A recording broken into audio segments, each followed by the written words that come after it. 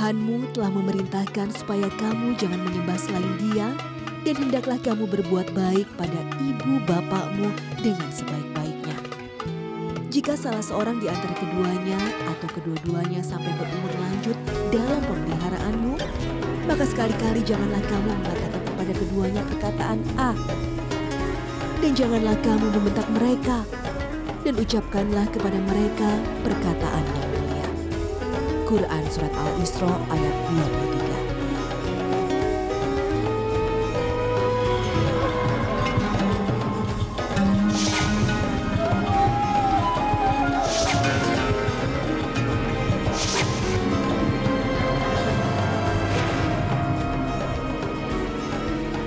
Assalamualaikum warahmatullahi wabarakatuh. Selamat pagi pemirsa Tawakal yang mudah-mudahan selalu dalam lindungan Allah Subhanahu wa Ta'ala. Senang sekali saya Farid Hasan menjumpai Anda.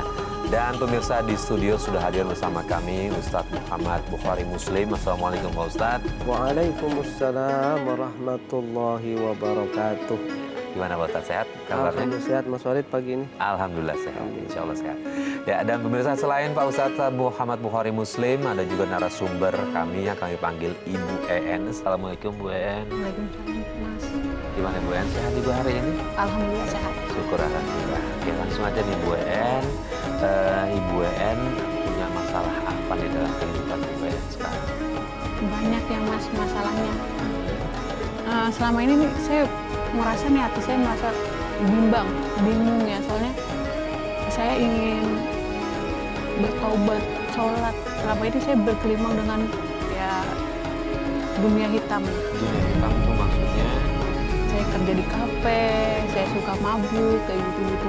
Oke, jadi Bu EN di sini mau mencari jalan keluar untuk bisa meninggalkan itu semua. Mohon maaf, masih seperti itu? Masih Seperti itu? Masih Mas, karena kebutuhan hidup. Ya Allah. Bu EN, kalau Bu EN berkenan, saya mungkin akan nanya kenapa awal mulanya Bu EN kenal dunia hitam itu. Ini maksudnya untuk lebih pembelajaran kepada pemirsa di rumah nih Pak Ustadz, kenapa Bu EN bisa berjerumus seperti itu. Nah, kenapa nih Bu EN, awal mulanya seperti apa? Masih awal mulanya saya udah bandel ya, mungkin karena pergaulan saya dulu yang bebas. Saya tuh ikut taruh-taruhan kayak, siapa loh, ini ada cowok ganteng, mau nggak yang bertaruh? Akhirnya saya ikut bertaruh, dan saya mendapati laki-laki itu ikut pergaulan bebas sampai akhirnya saya hamil di luar nikah. Hamil di luar nikah? Iya. Terus kemudian, mohon maaf, tetap mempertahankan kehamilan dan minta tanggung jawab sama laki-laki itu? Saya tetap mempertahankan janin saya. Terus tapi saya nggak bilang sama keluarga saya kalau saya tuh lagi hamil. Berarti artinya pada saat itu keluarga nggak tahu, jadi belum bereaksi apa-apa. Nah, kalau ke laki-laki itu minta tanggung jawab kah Saya atau? minta tanggung jawab, cuma saya nggak bilang kalau saya lagi hamil.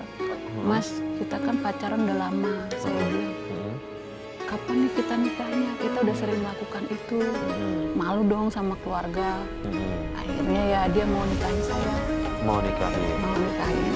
Setelah pernikahan saya berjalan 2 bulan baru saya cerita kalau saya udah hamil. Sudah hamil sama dia? Terus reaksi dia apa?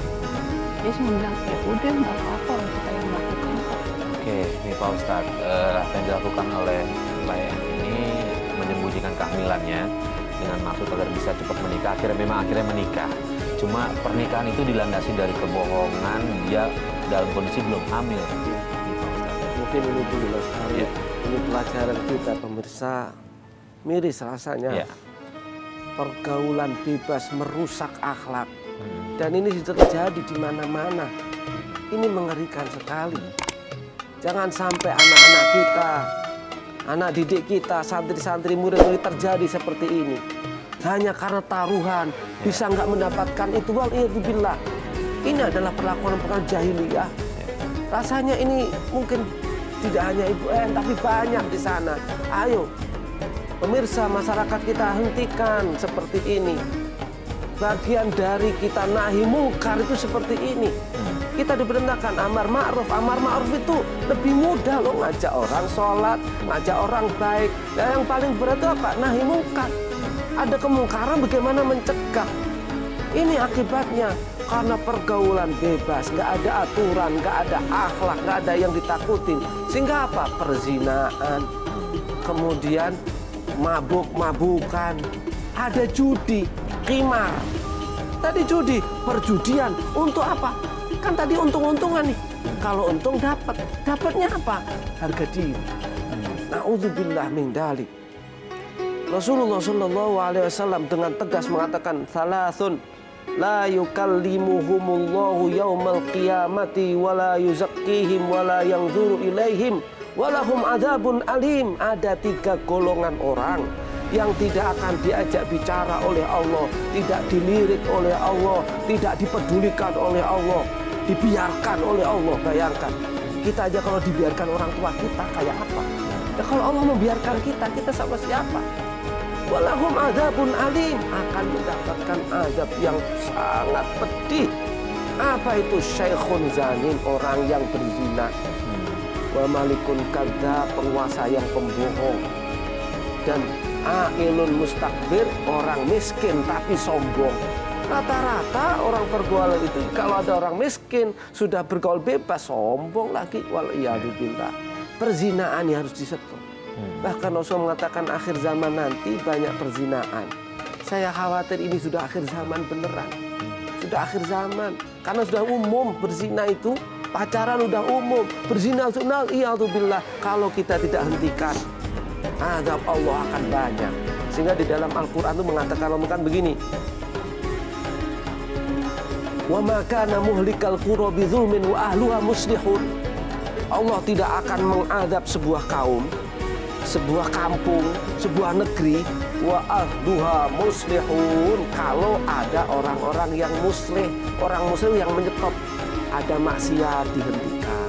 Tapi kalau ada maksiat tetap aja dibiarkan, itu sama dengan nantangin turunnya azab Allah. Kita hentikanlah sudah. Ibu EN sudah mulai tobat. Tapi ini pelajaran, jangan ada lagi seperti itu. Itu Mas Fadi. Nah, dari setelah menikah, kemudian hubungan rumah tangganya gimana? Awalnya sih baik-baik saja sampai usia kandungan saya 7 bulan. Saat itu suami saya kena pecat kerja lah, PHK. Karena ada bakar-bakar waktu reformasi itu. Nah, dari situlah dia mulai nggak kerja. Terus saya masih diem. Mas, tolong Mas, kita gimana nih nanti kelahiran anak saya? Dia bilang, udahlah, gampang. Sampai akhirnya pas masa kelahiran, saya buat biaya hidup itu buat akhir, saya jual mas kawin saya jual barang-barang karena suami saya nggak kerja. Saya sering berusaha, Mas, tolong dong Mas cari kerjaan. Tapi jawaban suami saya cuma bilang, mau kerja apa lagi? Saya cuma kerja ngelas, sekarang kerjaan nggak ada. Saya harus gimana? Saya bingung. Akhirnya saya lari ke dagang. Dagang, saya berusaha dagang, tiap hari keliling-keliling. Sampai saya berusaha, saya tetap, Mas, tolong Mas. Saking saya keselnya, dia diam-diam, akhirnya tangan saya lah mukul suami.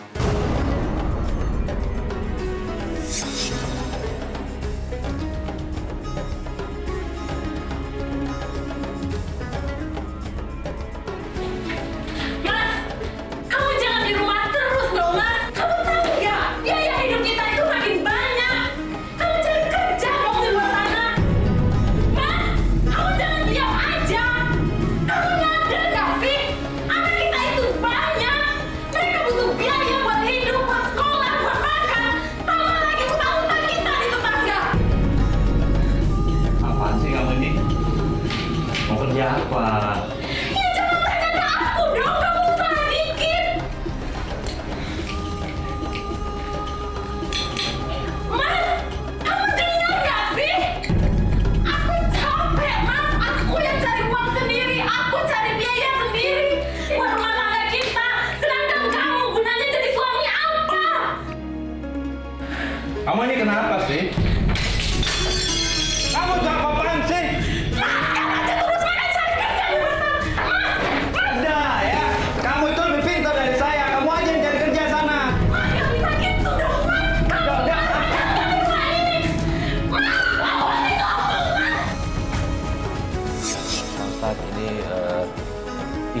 mungkin punya hak untuk mengingatkan suaminya untuk mencari nafkah, tapi dia nggak bisa menjaga batas itu sampai akhirnya dia memukul suaminya. Ini kezaliman juga. Ada ya seorang istri kuat, mungkin dianggap lebih kuat. Kesalahan suami ya tidak perlu sampai memukul. Karena sebetulnya ada hukumannya seorang istri memukul suami. Padahal di syariat kita, istri itu kewajibannya patuh sama suami. Mungkin seorang istri udah nggak kuat lagi karena perlakuan suami, kerja nggak mau, rokok terus, makan numpang, kan seperti itu. Malamnya bikin capek malahan. Nah, saking nggak kuatnya mukul, saya kira juga